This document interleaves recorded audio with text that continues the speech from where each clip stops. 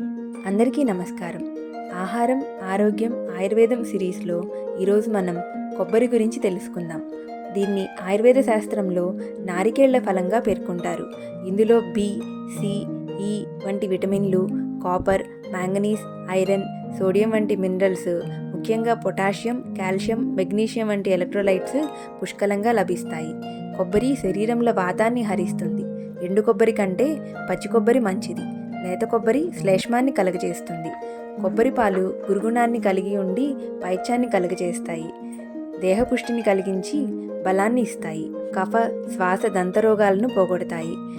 శరీరంలో వేడిని పుట్టిస్తుంది. కొబ్బరి నీళ్లు తరుణ జ్వరం, పైత్యం, క్రిమిరోగం వంటి వాటిని హరిస్తాయి. ఉపవాస సమయంలో ఎండలో అలిసినప్పుడు ఈ కొబ్బరి నీళ్ళు ఎంతో అనుకూలంగా ఉంటాయి. లేత కొబ్బరి నీళ్లు పైత్యాన్ని అణుస్తాయి.